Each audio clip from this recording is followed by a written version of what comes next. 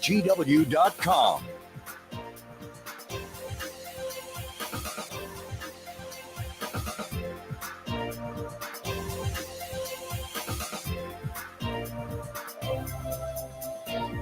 Mostly sunny good morning to you. I hope your day is going well for you, wherever you might be. We're having ourselves a good day. We had a lot of fun over the last few days. Wednesday, especially over at Snowfest, and the weather is ideal for those folks out there. Hopefully you dress accordingly and go on over there and have a good time, because it's really neat what those folks do with the snow and with the ice, the carvings. Some of them are just absolutely magnificent.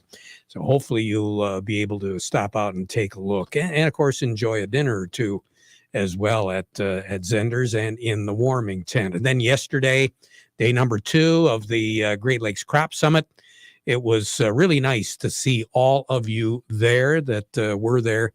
Hopefully you got a lot of information, helpful information. Some of the folks that are a regular part of our broadcasts over the months were there, either presenting or attending some of those events.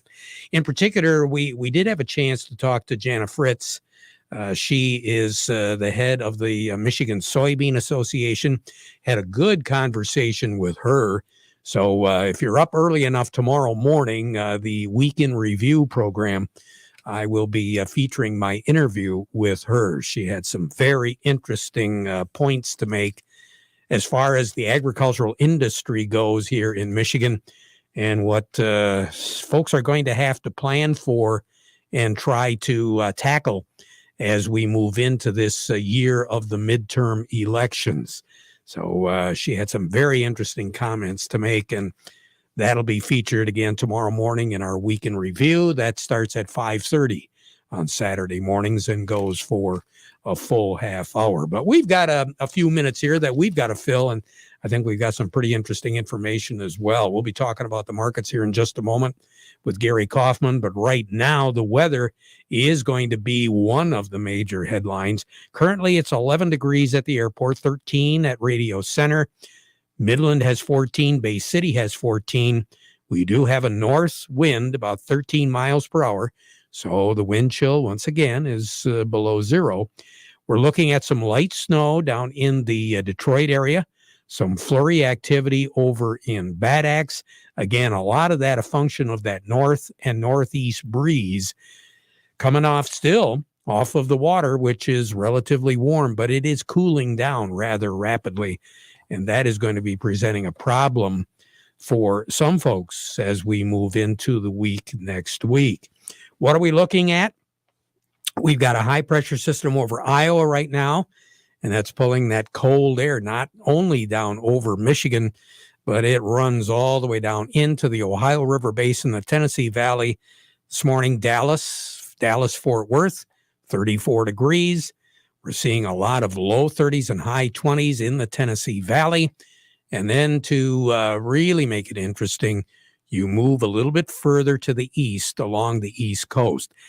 We've talked about this for the past couple of days or so, and the folks along the East Coast really have not seen a let up as far as some of these major nor'easter systems.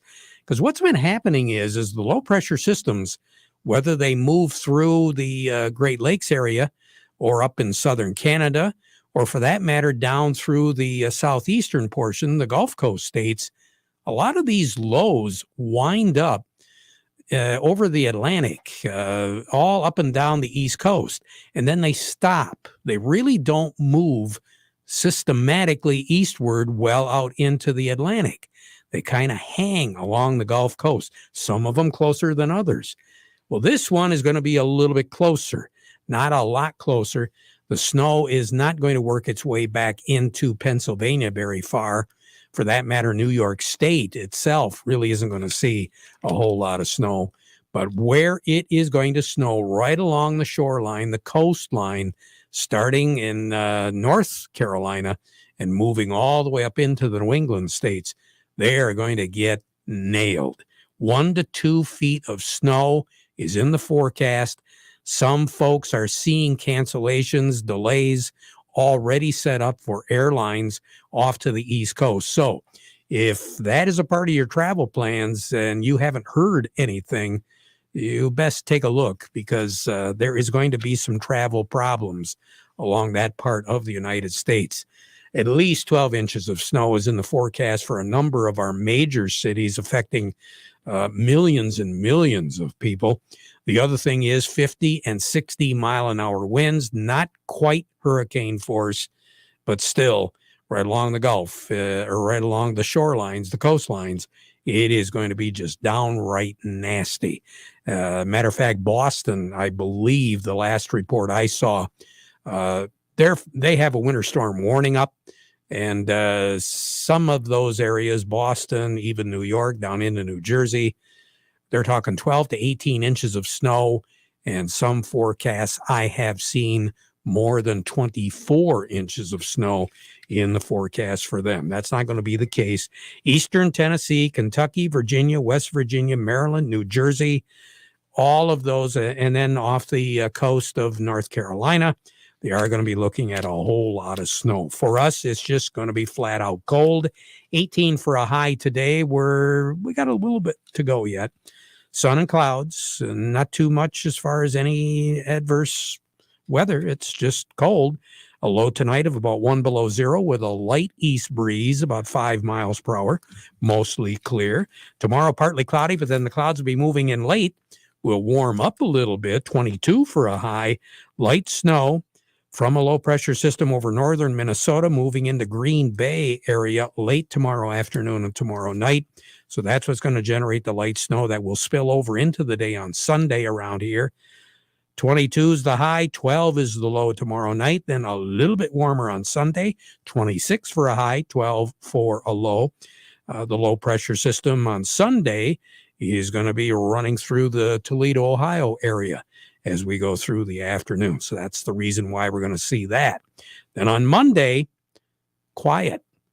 It's going to be partly cloudy, 30 degrees. The clouds will be moving in on Monday night, and then get ready. 3 straight days of moisture. Tuesday, Wednesday, Thursday. Very good chances of moisture. Tuesday, Wednesday, Thursday. Tuesday's high 40, mid-20s for a low on Tuesday night. That means a real good chance of icing, simply because that temperature is going to be up at least in the upper 30s, and the surfaces that we're looking at right now are froze solid. So there's going to be an issue with any exposed surfaces and water hitting them. Then the snow moves in on Tuesday night. Wednesday, 32 degrees for a high, 17 for a low, snow. Thursday, 20 for a high, clouds, snow. So we could have a pretty interesting period of time going on, starting with February the 1st through February the 3rd. We'll just keep our eye on any of the projections.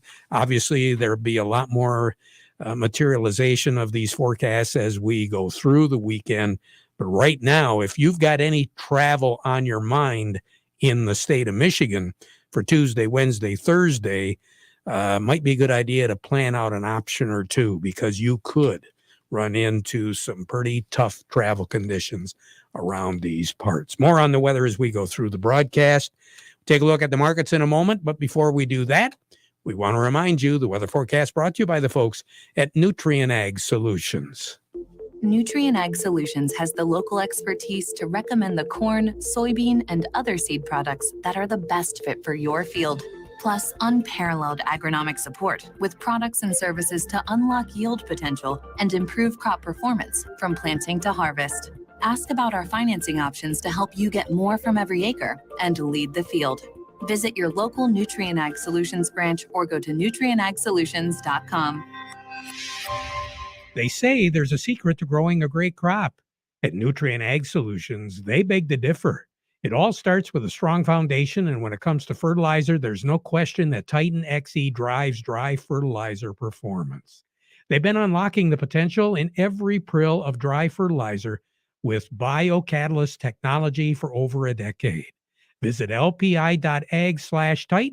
or contact your Nutrient Ag Solutions crop consultant to drive your crop's potential today. Gary Kaufman joining me right now from Star of the West in Frankenmuth. Gary, wrapping up the week. What have we got on the board right now?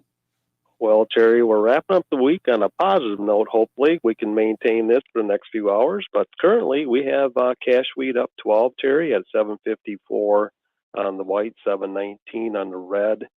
New crop also up 12 at 781 on the white, 721 on the red. Cash corn up a nickel at 580. New crop is up a penny at 513. Cash soybeans up 19 at 1407, and new crop up 13, Terry, at 1286. Well, any rhyme or reason to all of this, Gary? I mean, it's talk about volatility. Oh, this is the perfect week. I mean, when you look volatility up in the dictionary, it's going to be the week of January, whatever. This has been nuts. Yeah, it's been a volatile week, a choppy week. And, if we look at last Friday's closes until where we're at today at the noon hour, we're positive across the grain boards. Wheat up 7 for the week, corn up 13, and beans are up 53 for the week. And, beans have been kind of the leader. I mean, soybean oils continue to surge to new contract highs here this morning, Terry. And, corn's kind of along for the ride. And, the continuing information out of South America on their production ideas. There's a lot of uncertainty in the Ukraine-Russia appears to be driving all the gains this week in a nutshell, so we'll just have to keep an eye on all the world situations, whether it's weather in South America or the tensions in Ukraine, Russia, as we move forward. So I think there's been a little pressure too from New York, what's been going on with the stock market, don't you think? Well, it definitely says, yeah, there's always when things go bad there, sometimes money shifts over to the grains, and you get a lot of fund activity, and that's what creates a lot of choppiness. You got funds buying and selling in massive amounts, and that makes a moving market move even faster, and we've seen that all week in the grains and in the stock market for that matter. So, well, Gary, you have a good weekend. Enjoy Snowfest over there. Absolutely will. Thank you, Terry. You as well. I will. We'll talk to you on Monday. Gary Kaufman over at Star of the West. A little bit more on the markets. Doug Klein from Oppenheimer joining me. The market report brought to you by Schaefer and Beerline. If you're looking for a new Ram commercial truck or van, get it from a dealer that's been around since 1852. They know trucks and vans. So buy with confidence where Family and Service sells cars. They are the Great Lakes Bay Area's certified ag dealer, and they are one of the sponsors of Zender's Snowfest as well. Schaefer and Beerline. Morning, Doug. Good morning. What are we looking at now? Well, here's a tidbit. The key inflation gauge rises 4.9% from a year ago. They call it the Core Personal Consumption Expenditures Price Index. What? A lot of mouthful there. Yeah. I've never heard of it. Only been in the business 32 years, but there's a new one for me. Since 1983, that's the fastest gain. So you're talking, 39 years since we've had personal inflation. I mean, that's core personal inflation. So it's things that you need that are going up at a very rapid pace. I think the housewives would know more about that than anything else, especially if they go to the grocery store. Yeah, no doubt. Yeah. No doubt. So that's going on. Soybeans hit a new high. Crude oil hit a 7 or 8 year high today. Still going up. Kind of got the stock market going up, but not really resiliently. They kind of think that it might end up being the fourth straight week down, unless some huge amount of money starts pouring in, and that's possible. These $1 trillion accounts can throw $50 billion into anything they want and make it go anywhere they want, but they are certainly not going into precious metals. Again, I don't know if they just have a grudge against precious metals or what, but that's not the thing. Someday it will be, but not today and not this month, and really not for the last year or so. But somebody also mentioned that this crypto thing that seems to be sticking with us, that could be a nightmare someday if it actually is ever, shorted in any way. But so anyway, here's your numbers. The March corn, 630 1/4, up a nickel. The December corn, 568, up 1 1/4 cents. The March soybeans, 1468, up 19 and 3/4. July soybeans, 1472 and a half, up 19. The March wheat, 788 and 3/4, up 11 and 3/4. And December wheat, 789, that's up 10 and a half. Crude oil, 87.60, up $1. Heating oil is 273.10, up 1.5 cents. Gasoline, 255 and a quarter, up 3.2 cents. Natural gas is 479.40, that's up 51 cents. Canadian dollar, US dollar gets you $1.2758 at the border, that's up 18 ticks. The yen is at 115.20, down 14 ticks. The euro is at 111.57, that's up 14 ticks. The dollar's at 97.07, that's down 18 ticks. Gold's at 1783.10, down $10 an ounce. Silver's at 22.27, down 40 cents. Platinum's at $1,000.90, that's down 21 bucks. Oh, well, you have a good weekend. Relax, all right? I think so. Yeah. You too. Ready for another fun week next week. Yeah. Doug, you take care. Doug Klein over at Oppenheimer.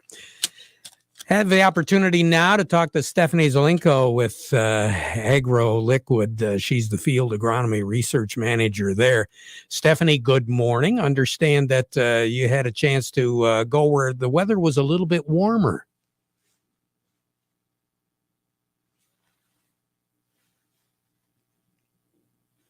Are you there, Stephanie? Okay, I think we might have lost her. What I'm going to do is I'm going to try to link back up to Stephanie. We'll get to her in just a moment. And Kim Weiss from Lingle Equipment will be joining him as well. But first, this. Thumb Bank and Trust offers community farmers the welcome opportunity of working with people who understand the unique needs and challenges of farming. I'm Jared Fisher, Ag Specialist for Thumb Bank and Trust, and I'm also a proud farmer. All of our agricultural loan experts are working farmers, and that's just part of why Thumb Bank and Trust has been recognized as one of Michigan's premier agricultural lenders. It takes a farmer to understand the unique needs and challenges of another farmer, and it takes the lending capital available at Thumb Bank and Trust to grow a farm. Call us today or visit us at thumb.bank. We will meet you at one of our offices, in the field, or at the farm. At Thumb Bank and Trust, our relationships are built on trust. We're an old friend you can rely on. Let's roll up our sleeves and get to work. An equal opportunity lender and member FDIC. On the line with me, I've got Kim Weiss over at Lingle Equipment. Kim, good morning. How are you this morning? Good sunny morning to you, Terry. Oh, you bet. Hey, I understand you've got some good news out there. Well, I just wanted to touch base a little bit about and talk a little bit about inventory. We are starting to see some tractors now. We don't have nowhere near what we would normally have on a normal year like this. But we just had two 40-horse cab tractors with loaders arrive that need a good home. We're just like the animal shelter. They need to go to a good home. I want to illustrate, if people are thinking, hey, this spring I want to look for a tractor, start looking now, because once spring hits, everybody's going to be looking, and inventory is not going to be what it normally would be in a normal year. So get started now. If that's something that you're looking for and you're interested in, give me a call, and let's sit down and we'll talk about it. I got two 40-horse cab tractors. I've got a 54-horse open air ag utility tractor with a loader. Come in and see me at 3001 West Sawyer Drive in Saginaw. That's just right alongside I-75, south of Zilwaukee Bridge. Or give me a call, 989-754-7801. Or send me an email, and I'll get you the information out to you. And that's k.weiss, W-E-I-S-S, at lingle1.com. Have a good weekend, Kim. You too, Terry. Let's enjoy this sunshine while we got it. Yep. And MSU, U of M basketball. That ought to be interesting. That's right. And fireworks out at Snowfest. If you've never seen them in the wintertime, go out Saturday night and see them, because they're awesome in the wintertime when there's snow on the ground. Great point. Oh, I agree 100%. Kim, take care. We'll talk to you again. All righty. Kim Weiss over at Lingle Equipment. On the line with me right now, Chuck Servinsky, Maple Hill Nursery and Garden Center in Midland. Chuck, understand we can do a little pruning right now. We can. We're approaching the month of February, and February is really an ideal time to prune some of our shrubs. And the reason for that is you want to prune them before the new growth begins. Summer flowering shrubs can be pruned in February, as most of those are going to develop buds during the spring. And some of those would include your spirea and lilacs. Spring flowering shrubs like forsythia, those formed their flower buds last summer and carried them through the winter. So if you prune those now, the flowers aren't going to be there for you to enjoy later. But if you've got overgrown springtime flowering shrubs and just want to thin them out or cut them back, February is a good time to do that, do a little rejuvenation. Anything in particular, Chuck, that jumps out at you that we shouldn't prune right now? Well, you don't want to prune anything, like I said, that's going to flower in the spring right away. And evergreens really should have been pruned last month and in December. Okay, that's good information to know. I was real curious about that. Another shrub you could prune now is burning bush. Any shrubs that are grown for their foliage, burning bush and privet. Most of those are used for hedges. Those can be pruned now as well. Okay. Yeah, that sounds good. Thank you very much. Good information. Chuck, you take care. Have a great weekend, okay? Bye-bye. Bye-bye. Chuck Cervinsky, Maple Hill Nursery over in Midland. The moment you fire up a Gator UTV, the engine has your full attention. The herd takes notice. The completed job is on the horizon. The trail meets its match. And the heat doesn't stand a chance. Just like that, you've made short work of a long to-do list. Run with us on a John Deere Gator UTV. Built with effortless four-wheel drive at the flip of a switch and our smoothest shifting transmission yet. One test drive and you'll know, nothing runs like a Deere. Search John Deere Gator for more. Contact one of Tri-County Equipment's 11 locations in Bad Axe, Birch Run, Burton, Caro, Fenton, Lapeer, Marlette, Reese, Rochester Hills, Saginaw, or Sandusky, or visit Tri-County Equipment online at tricountyequipment.com. Lots of things coming up that farmers, especially sugar beet farmers, should be aware of. Michigan Sugar Company is having their 2022 grower meetings. They'll be kicking off next week in Sandusky on February the 1st. That's going to be over at the Woodland Hills Golf Club. Sebring on February 2nd at the Bayshore Camp on Miller Street in Sebring. And then February the 3rd, it's going to be in Ubley. That'll be at the Ubley Heights Golf and Country Club. So that's what's going on next week. Then the following week, the 8th and the 9th, February the 8th in Gratiot County, February the 9th in Bay City. Gratiot County is going to be over in Shepherd. Bay City, it'll be at the Doubletree. Back at 12:30 with an update. Now we conclude our program today with the playing of our national anthem.